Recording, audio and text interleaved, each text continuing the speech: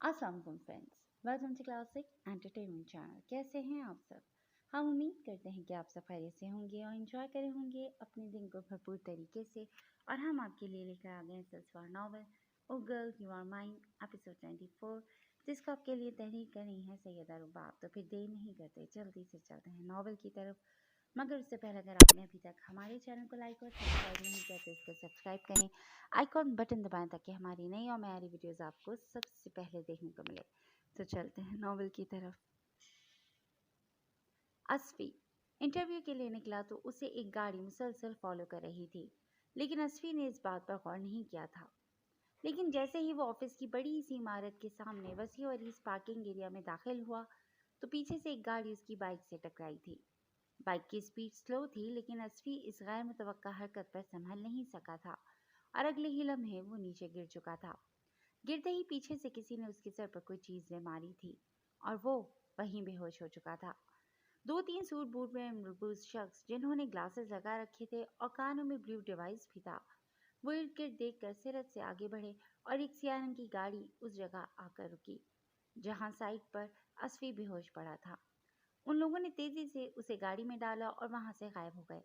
उनका ही एक बंदा पीछे असफी के बाइक पर सवार होकर उनके पीछे चल दिया। ये वही लोग थे जो घर से निकलते ही असफी को फॉलो कर रहे थे। असफी को एक पुराने गैराज में जो अब वीरान पड़ा था और शायद उन लोगों का अड्डा था, उसमें लाकर कुर्सी से बांध दिया गया था।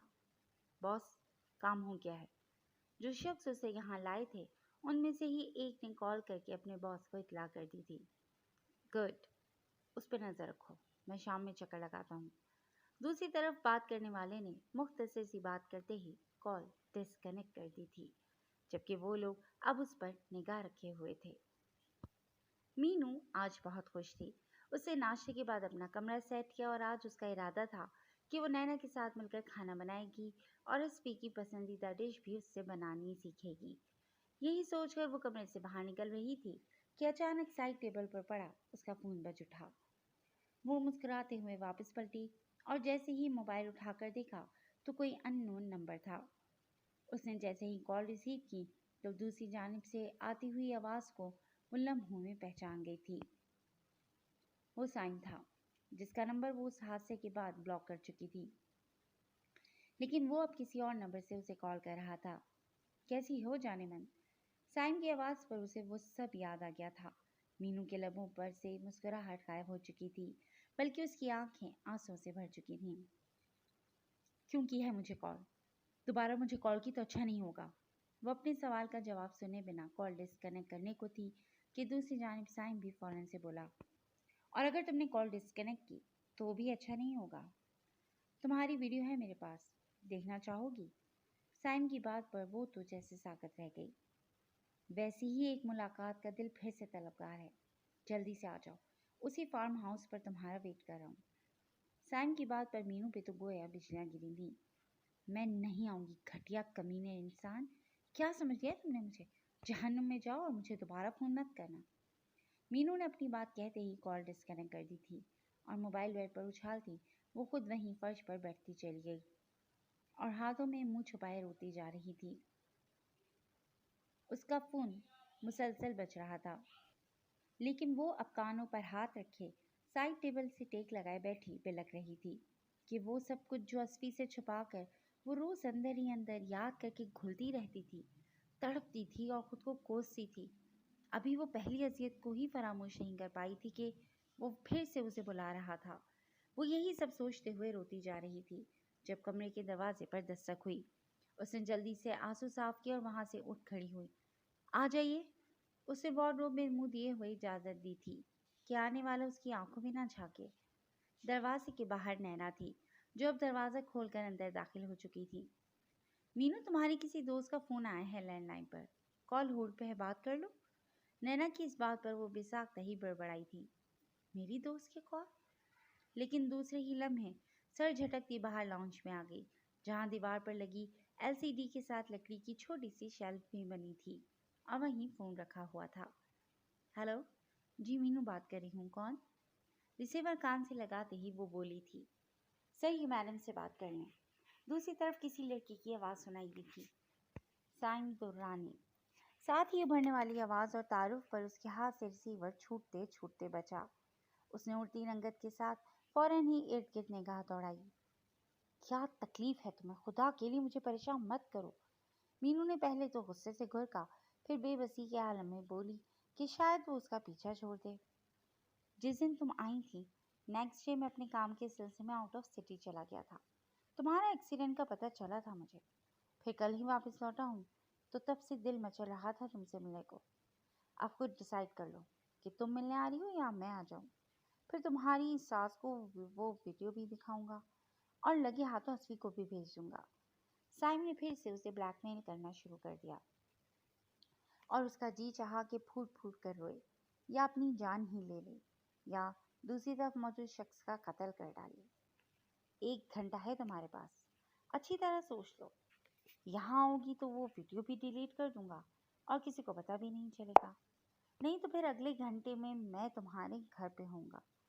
اس کی خاموشی بھانپتے ہوئے سائم نے پھر سے اپنی بات کہی اور کال ڈسکنیکٹ کر دی، جبکہ وہ ریسیور رکھتے ہی اپنے کمرے کی طرف دوڑی اور لاک لگاتے ہی بیڈ پر گر کر سسکنے لگی۔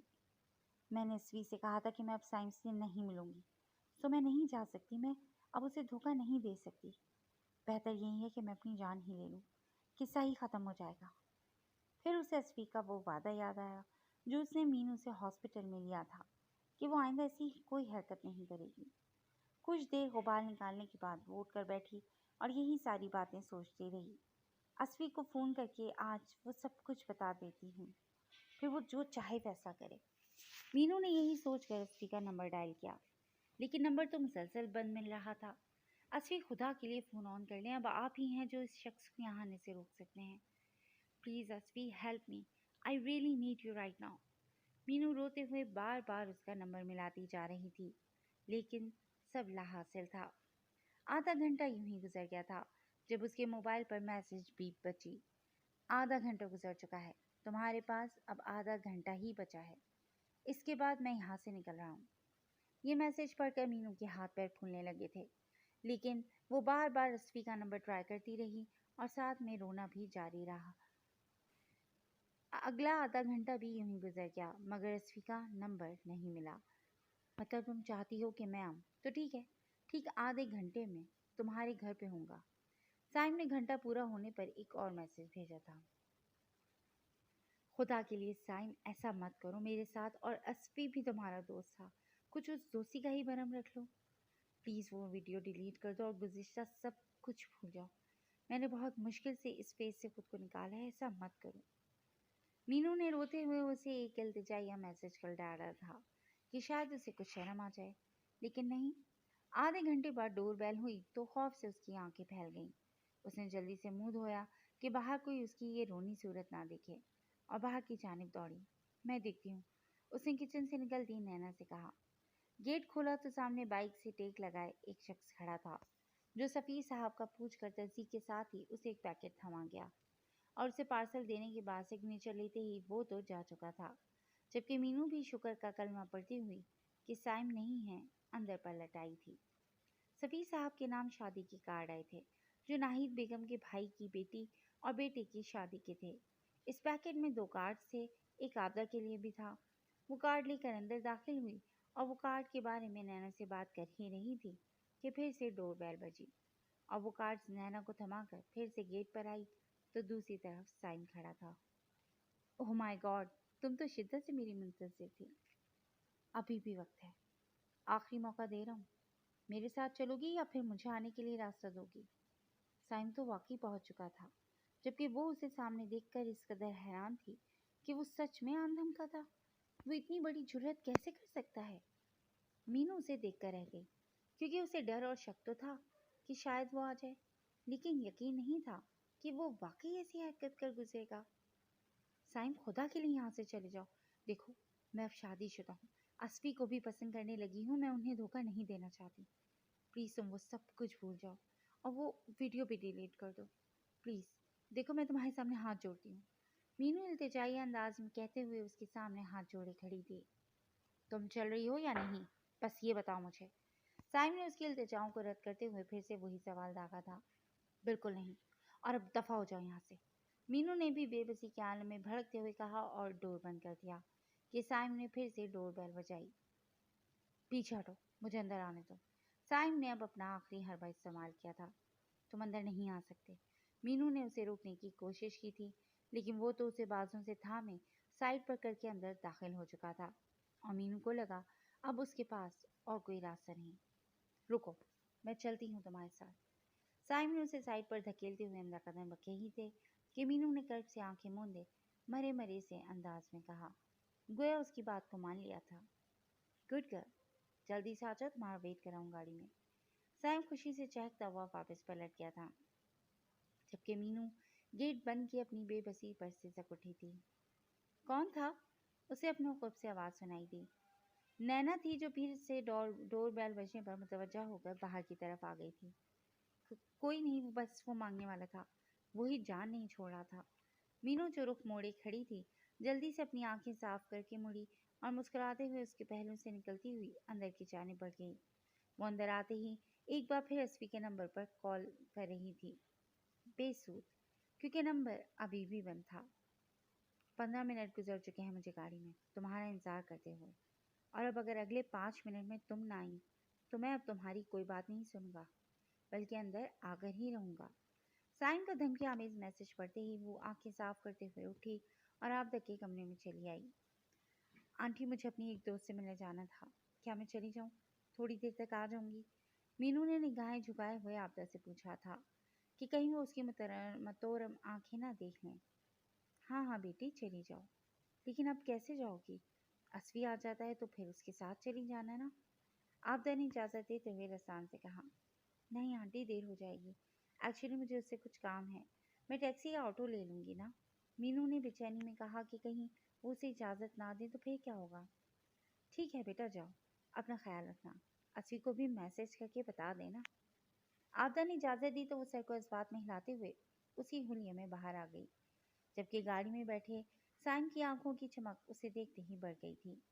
तमाम रात से वो उससे इल्तिजाएं करती रही कि वो उसे ब्लैकमेल मत करे और उसकी वीडियो डिलीट करके खुद भी शादी करके सुकून से जिए और उसे भी सुकून से रहने दे। लेकिन उसके कान पर तो जैसे जूं तक ना रेंगी थी। वो लोग फार्म हाउस पहुंच चुके थे। यह वो ही जगह थी जहां से उसकी बर्बादी का आगाज हुआ था। वहां पहुंचकर वो बेआवाज आंसू बहाने लगी थी। साइम तो गाड़ी से निकलकर अंदर की तरफ कदम बढ़ा गया था, जबकि वो जूं की तूं साकत वजूद के साथ बैठी थी। अस्फी, जेरे लब बड़बड़ाते हुए वो रोने लगी थी। साइम ने मुड़कर उसे देखा और फिर वापस पलट कर गाड़ी का दरवाज़ा खोला और बेजारगी से उसे बाजू से दबोचे हुए बाहर निकाला। जब जानती हो कि तुम्हें यहाँ किस लिए लाया गया है, फिर इतने नखरे किस बात पर दिखा रही हो? साइम की बात उसकी समातों पर हथौड़े की मानन बरसी थी। उसे लगा था कि जैसे वो किसी कोठे पर पड़ी बिकाऊ औरत के जैसी हो, जिस पर कोई भी मर्द चंद रुपयों के एवज अपना हक जताने लगता है। और यहाँ बात वीडियो की थी, जिसकी वजह से साइम उसे ब्लैकमेल करके धौंस जमा रहा था। वो रोते हुए मरे हुए वजूद के साथ उसके साथ घसीटती चली जा रही थी। साइम ने उसे उसी कमरे के बेड पर लाकर पटक दिया था, जिसमें दाखिल होते ही उसे आज भी अपनी बेआबरूई का मंजर दिखाई देने लगा था। उसके दरो दीवार से अपनी चीखों पुकार सुनाई देने लगी थी। नहीं, तुम अब ऐसा नहीं कर सकते। वो आज भी बाहर की जानिब दौड़ी थी, लेकिन आज भी दरवाज़ा लॉक था। वो वहीं नीचे बैठती चली गई। देखो, तुमने कहा था कि तुम्हारी बहन भी लापता है। अगर कोई उसके साथ ये सब करेगा तो तुम्हें कैसे लगेगा? प्लीज़ मुझे जाने दो। वो वीडियो डिलीट कर दो साइम। बीनू बमुश्किल उठकर उसके सामने खड़ी हुई थी, जो अपना कोट उतार कर सोफे पर रख रहा था। उसकी बात पर फौरन ही वो उसकी तरफ मुड़ा था। बकवास बंद करो और अपनी गंदी जबान से मेरी बहन का नाम भी मत लेना। वो तुम्हारी तरह आवारा नहीं थी, बल्कि उसने ये कदम उठाया है तो तुम्हारे शौहर की वजह से, जिसे अब बर्बाद करने में मैं कोई कसर नहीं छोड़ूंगा। साइम ने मुड़ते ही मीनू के मुंह पर थप्पड़ दे मारा। जब ही वो लड़खड़ाते हुए बमुश्किल संभली थी और अपने रुखसार पर हाथ रखे हुए बेयकीनी से उसकी तरफ से दिए जाने वाले अलकाबात सुनकर साकत खड़ी रह गई। जैसे उसने मुझे बर्बाद कर दिया, मुझसे मेरा सब कुछ छीन लिया, वैसे ही अब मैं उससे उसकी सबसे अजीज शय छीन लूंगा। बर्बाद कर दूंगा उसे कि फिर कहीं मुंह दिखाने के लायक नहीं रहेगा। साइम अपनी माजी के बारे में सोचकर भड़क उठा था। तुम ऐसा नहीं कर सकते। असफी ने कुछ नहीं किया। क्यों तुम खामोखा में उनके दुश्मन बन गए बैठे हो? मेरी बात का यकीन करो साइम, असफी ऐसे बिल्कुल नहीं है, बिल्कुल भी नहीं। बल्कि वो एक बहुत अच्छे इंसान है। अगर ऐसा कुछ हुआ भी था तो उन्होंने जानबूझकर नहीं किया था। मीनू ने उसकी तमाम तर बातें सुनने के बावजूद भी उस पर भड़कने की बजाय असफी को डिफेंड किया था। उसने जानबूझकर नहीं भी किया था। तब भी मुझसे मेरा सब कुछ छीन लिया ना। लेकिन मैं जानबूझकर ये सब करूँगा। बेहतर है जिस काम के लिए लाया हूँ वो करो, ना कि असफी की वकालत। साइम अपनी बात कहकर उसकी सिम बढ़ा ही था कि मीनू ने भी उसे वैसा ही थप्पड़ रसीद किया जैसा कुछ देर पहले साइम ने किया था। मैं यहाँ सिर्फ तुम्हें ये कहने आई हूँ कि वो वीडियो डिलीट कर दो, इससे ज़्यादा कुछ नहीं। और तुमने भी मुझसे यही कहा था। और तुम क्या समझते हो कि मेरी शौहर से दावत रखोगे और मैं यहाँ तुम्हारी हर घटिया डिमांड मानती चली आऊँगी? भाड़ में जाओ तुम, क्योंकि मैं ऐसा कुछ नहीं करूँगी। इसलिए बेहतर होगा कि दूर रहो मुझसे। मीनू इस बार नफरत से फुंकारी थी, लेकिन मुकाबिल को उसकी बात से ज़रा भी फर्क नहीं पड़ा था। वो उसी अंदाज में उसके करीब आया और उसके एहतजाज को नाकाम बनाते हुए वो उसे अपनी दस्तरस में ले चुका था, जबकि कमरे के दरो दीवार फिर से उसी चीखो पुकार से गूंज उठे थे। वो उसे बेड पर पटकते ही उस पर झुका था कि मीनू ने एहतजाज के साथ आंखें मूंद ली थीं। जी फ्रेंड्स, आज के लिए बस इतना ही। कैसी लगी आपको आज की एपिसोड? यकीनन पसंद आई होगी।